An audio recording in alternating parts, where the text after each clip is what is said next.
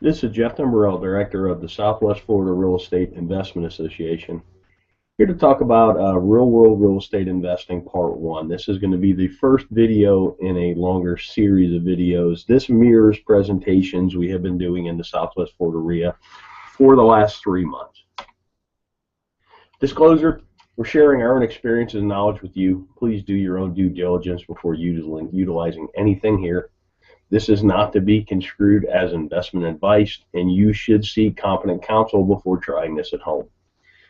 In the past 3 years, we've assisted and advised and had ownership interests in several private equity entities that employed over $14 million in capital in the Florida market, which gave us not only unique insight as to the amount of business we've done, it also gave us some great insight into how institutionalized investors employ capital.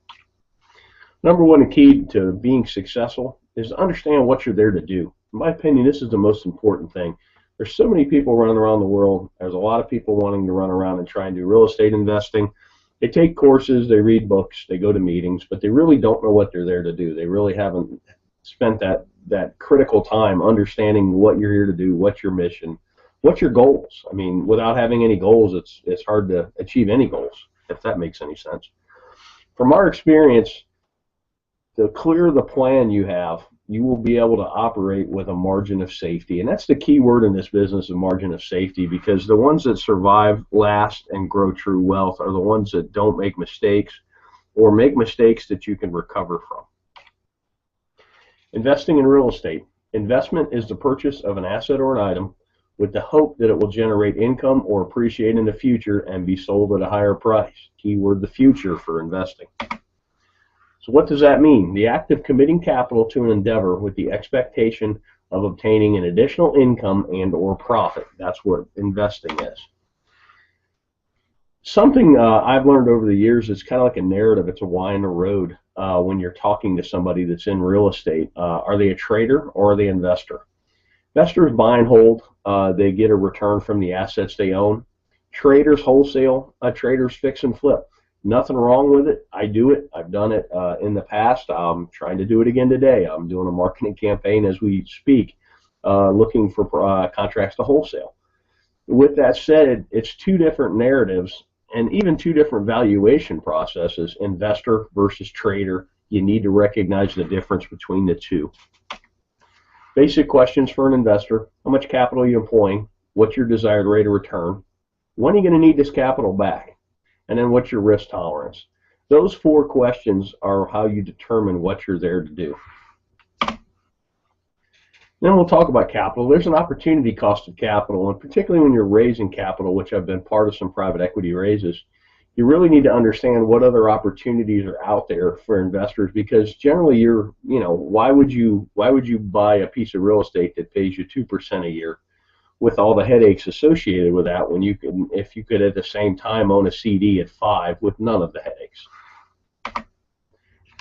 Give you a chart on 10-year T-bills, talk about opportunity cost.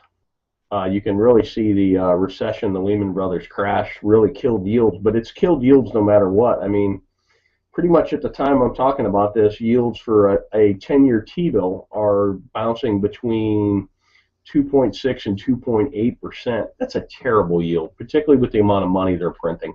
And you go back 10 years, and this is why investment real estate has become so popular, because it's one of the few places you can get a yield. Here's CD rates from 1984 on, and if you notice, about early 2000s, everybody got excited about real estate, and that's because the CD rates of return just continued to go down. So right now, my God, on a 1-year CD, you're getting not even 1%. That makes real estate attractive, and that's something to watch as well.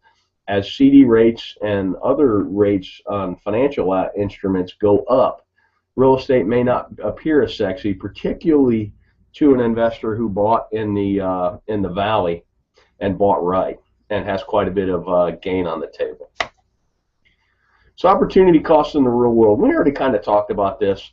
Most investors we know are looking for at least 6% a year. I know guys that are even looking for 15, and that's a cash on cash, not an internal rate of return.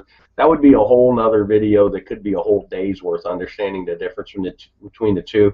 But what here I'm talking about is a yearly cash on cash return.